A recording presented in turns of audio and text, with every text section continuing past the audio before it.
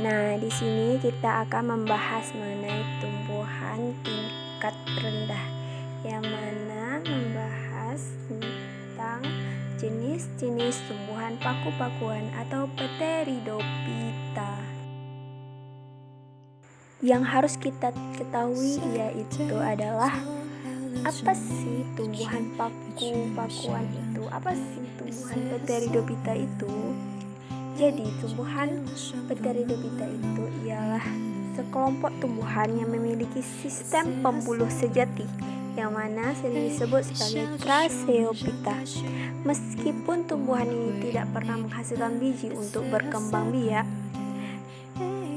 tumbuhan paku malah menghasilkan spora untuk berkembang biak. Jadi tumbuhan paku ini tidak menghasilkan biji untuk berkembang biaknya, malah ia menghasilkan spora untuk berkembang biak. Cara berkembang biak paku-pakuan pun sama atau menyerupai seperti organisme lumut dan juga fungi. Tumbuhan paku hampir di seluruh dunia dapat ditemukan, kecuali di daerah bersalju dan juga lautan. Tumbuhan paku juga banyak ditemukan di Indonesia, apalagi sebagian besar anggota paku-pakuan tumbuh di daerah tropika basah. Di seluruh dunia terdapat 12.000 spesies tumbuhan paku-pakuan, dan sekitar seperempatnya dapat dijumpai di kawasan Malaysia, yang mana mencakup Indonesia. Nah, next kita masuki ciri-ciri tumbuhan paku. Ciri-ciri tumbuhan paku itu terdiri dari yang pertama, yaitu tumbuhan paku itu memiliki akar, batang, dan daun. Yang kedua, tumbuhan paku memiliki pembuluh angkut xilem dan floem. Yang ketiga, tumbuhan paku memiliki ukuran yang bervariasi, mulai dari ukuran milimeter hingga mencapai ukuran setinggi 6 meter. Yang keempat yaitu penampilan luar tumbuhan paku beraneka ragam, mulai dari yang pohon, semak, epifit, tumbuhan merambat, mengapung di air, hingga hidrofit. Yang kelima yaitu pada tumbuhan Leptosporangiatae dan anggota Maratiales, daun mudanya memiliki ciri khas, yang mana daun mudanya menggulung pada bagian ujungnya dan juga bersisip. Yang keenam yaitu mengalami metagenesis atau pergiliran keturunan. Nah, tumbuhan paku mengalami pergiliran keturunan terbagi menjadi dua tahap, yaitu tahap sporofit dan tahap gametofit. Tahap sporofit itu ialah tahap yang menghasilkan spora, dan tahap gametofit adalah tahap yang menghasilkan sel kelamin. Yang ketujuh yaitu beberapa jenis tumbuhan paku seperti anggota Seladiniales dan Salviniales memiliki spora jantan yang berukuran lebih kecil, yang mana disebut sebagai mikrospora, dan spora betinanya disebut sebagai megaspora atau makrospora. Selanjutnya, ciri-ciri yang ke-8, tidak menghasilkan bunga, melainkan spora. Sporanya terdapat di dalam kotak spora atau sporangium. Kotak-kotak spora tersebut terkumpul dalam sorus, yang mana sorus-sorus ini berkumpul di dalam permukaan bawah dari helaian daun. Selanjutnya yaitu struktur tumbuhan paku. Struktur tubuh tumbuhan paku ini terdiri dari akar, batang, dan daun, yang mana akarnya yaitu akar serabut, dan akar serabut pada ujungnya itu dilindungi oleh kaliptra.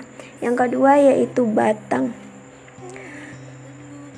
Batang pada tumbuhan paku muncul berkisaran panjang 0,5 meter. Dan ada juga tumbuhan paku yang batangnya tidak tampak. Yang ketiga yaitu daun. Daun pada tumbuhan paku memiliki bentuk yang beragam, mulai dari bentuknya yang besar, bertulang daun, bertangkai, hingga bercabang. Oke, next selanjutnya yaitu klasifikasi tumbuhan paku. Klasifikasi tumbuhan paku terdiri dari 4 klasifikasi. Yang pertama yaitu Lycopodiinae, yang kedua yaitu Psilopitinae, yang ketiga yaitu Felicinae, dan yang terakhir yang keempat Equisetinae. Oke, next keterangannya. Keterangan pada Lycopodiinae yaitu tumbuhan paku dari kelas Lycopodiinae ini juga disebut sebagai paku kawat karena morfologi batangnya menyerupai kawat. Morfologi daun tumbuhan paku jenis Lycopodiinae ini berukuran kecil, mirip sisik dan juga rambut. Daun tersebut tumbuh tidak beraturan tetapi menyerupai bentuk spiral. Yang kedua, Psilopitinae. Tumbuhan paku jenis kelas Psilopitinae ini biasa disebut sebagai paku purba. Kelas paku ini merupakan jenis dalam kondisi hampir punah karena hanya hidup pada zaman purba. Saat ini, jenis paku Psilopitinae yang tersisa hanya fosil, kecuali pada spesies Psilotum yang masih bertahan hingga sekarang. Selanjutnya yaitu Felicinae. Daun muda pada paku kelas Felicinae ini biasanya menggulung dan sorusnya berada di bagian bawah permukaan daun. Paku sejati yang hidup di daratan mempunyai sporangium yang berada di dalam sorus. Sementara paku sejati yang hidup di air, sporangiumnya terbentuk di dalam sporakarpium. Nah, jadi jenis paku Felicinae atau paku sejati ini yang hidup di darat, sporangiumnya berada di dalam sorus. Sedangkan jenis paku Felicinae atau paku sejati yang hidup di dalam air, sporangiumnya itu terbentuk di dalam sporakarpium. Selanjutnya yaitu Equisetinae. Equisetinae sering disebut sebagai paku ekor kuda. Morfologi tumbuhan paku ekor kuda adalah memiliki daun tunggal yang berukuran kecil dengan susunan spiral, yang mana daun tersebut berbentuk menyerupai sisik yang transparan. Bagian batangnya memiliki rongga dan ruas dengan berwarna hijau, sementara sporangiumnya itu berada di dalam stobilus. Nah, selanjutnya yaitu manfaat tumbuhan paku. Nah, jadi ternyata tumbuhan paku ini banyak banget manfaatnya teman-teman. Mulai dari menjadi sayuran, tanaman hias, bahan obat, dan pupuk hijau. Tapi sebenarnya jenis paku-pakuan ini sangat banyak manfaatnya, tapi kita hanya membahas 4. Yang pertama yaitu sayuran. Nah, yang kita ketahui kan sayuran itu bisa dimakan kan. Tentu tumbuhan paku-paku ini bisa juga dikonsumsi. Nah, contoh tumbuhan paku yang dapat dikonsumsi yaitu yang pertama paku Garuda atau nama lainnya Pteridinium aquilum, dan paku semanggi, nama lainnya yaitu Marsilea crenata. Nah, yang kedua tanaman hias. Nah, apabila kita mau nih menghias rumah kita, nah kita bisa menggunakan tumbuhan paku ini untuk menghias halaman depan rumah kita. Begitu. Contoh tumbuhan paku yang dapat menjadi tanaman hias yaitu suplir, atau nama lainnya yaitu Anianthum cuneatum, paku simbar menjangan atau Platycerium biforme, dan paku sarang burung atau nama lainnya Asplenium nidus. Nah, manfaat yang ketiga yaitu sebagai bahan obat. Nah, kita pasti berpikirkan tumbuhan paku apa sih yang bisa untuk obat gitu. Contohnya yang pertama yaitu paku kuda atau Equisetum. Nah, yang terakhir yaitu pupuk hijau. Nah, ternyata tumbuhan paku ini bisa juga loh menjadi pupuk. Contoh apa sih tumbuhan paku-pakuan yang bisa dijadikan sebagai pupuk hijau? Contohnya yaitu paku Azolla pinnata.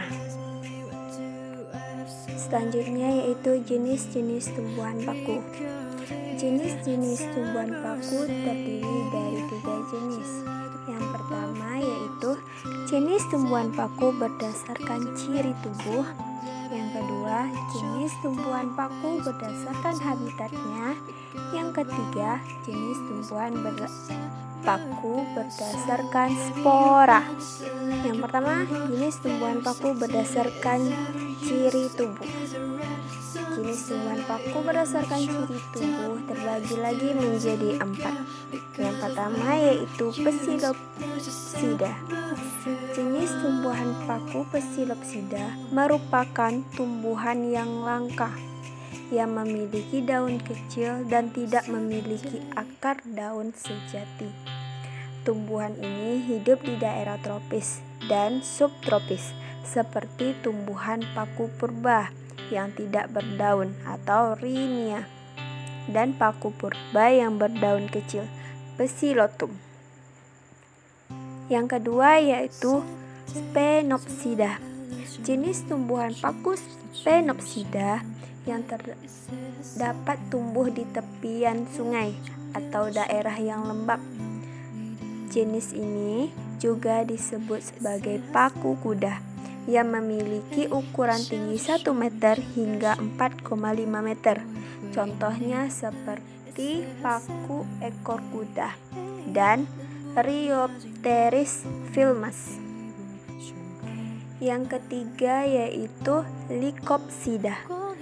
Jenis tumbuhan paku Lycopsida ini sering disebut sebagai paku kawat atau paku rambut yang memiliki bentuk daun berkawat mirip seperti pinus, tetapi ukurannya itu lebih kecil. Tumbuh di daerah tropis dan epifit pada kulit pohon. Contoh tumbuhannya yaitu paku kawat, pinus tanah, dan paku rane. Yang keempat yaitu Pteropsida. Jenis tumbuhan paku Pteropsida hidup di air, tanah, dan epifit pada pohon lain. Tumbuhan paku ini sering disebut sebagai paku sejati dan memiliki spesies terbanyak daripada tumbuhan paku lainnya. Jenis ini memiliki daun muda yang menggulung dan daunnya berukuran besar. Contohnya semanggi, paku sawah, paku tanduk rusa, dan paku sarang burung.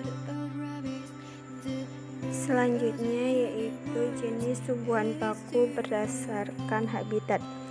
Jenis tumbuhan paku berdasarkan habitat terbagi menjadi 3. Yang pertama yaitu paku tanah. Jenis tumbuhan paku tanah terbagi lagi menjadi 2, yaitu paku pemanjat. Yang mana paku pemanjat ini memiliki ciri-ciri bentuknya ramping, panjang, dan berakar di dalam tanah. Yang jenis yang kedua yaitu paku bebatuan. Paku bebatuan atau paku tebing atau sungai tumbuh di daerah lembab, menjalar pada permukaan batu dan akar-akarnya masuk ke dalam celah batu. Contohnya Balbitis heterosilita Ching dan Linsaya macrocana. Yang kedua yaitu paku akuatik. Tumbuhan paku akuatik adalah tumbuhan paku yang hidup mengapung bebas di permukaan air, di dalam air, di daerah pasang surut, dan perairan dangkal seperti Acrosticum aureum L dan Ceratopteris thalitroides. Paku yang ketiga yaitu paku epifit. Paku epifit biasanya tumbuh menempel pada pohon lain yang terbagi menjadi dua jenis, yaitu epifit yang berlindung di bagian bawah pohon hutan dan epifit yang ada di tempat terbuka yang mana terkena sinar matahari. Contohnya Hymenophyllaceae, Atropium califolium, dan Asplenium tunerum Fors. Jenis tumbuhan paku yang ketiga yaitu jenis tumbuhan paku berdasarkan spora. Jenis tumbuhan paku berdasarkan spora terbagi menjadi tiga, yaitu yang pertama homospora. Jenis paku homospora adalah tanaman yang menghasilkan hanya satu macam ukuran spora yang memiliki daun fertil dan berkembang biak secara vegetatif dengan spora dan memiliki kemampuan metagenesis. Contohnya paku kawat. Yang kedua yaitu heterospora. Jenis tanaman paku heterospora memiliki ukuran mikrospora yang bentuknya kecil dan jenis kelaminnya jantan. Sedangkan makrospora memiliki ukuran besar dan berkelamin betina. Contohnya yaitu paku semanggi dan paku rane. Yang ketiga yaitu paku peralihan. Tumbuhan paku peralihan ini merupakan peralihan dari homospora dan heterospora yang sporanya terbentuk dan ukurannya sama. Jadi ukuran paku peralihan ini merupakan peralihan dari homospora dan heterospora dan bentuk dan ukurannya itu sama, tetapi jenis kelaminnya jantan dan betina. Contohnya seperti paku ekor kuda. Nah, di sini saya akan mempresentasikan paku sejati. Nah, dapat kita lihat paku sejati kurang lebih bentuknya seperti ini, memiliki batang, daun dan juga akar. Karena saya memotongnya dari akar sini, jadi akarnya tidak terbawa ya. Nah, paku sejati ini kalau tumbuhnya di darat, sporanya akan terdapat di dalam sorusnya. Nah, jadi begini ya bentuk dari paku sejati. Baiklah, itulah tadi penjelasan pembelajaran materi saya tentang tumbuhan paku-pakuan atau Pteridophyta. Lebih dan kurang saya mohon maaf. Wabillahi taufiq wal hidayah. Wassalamualaikum warahmatullahi wabarakatuh.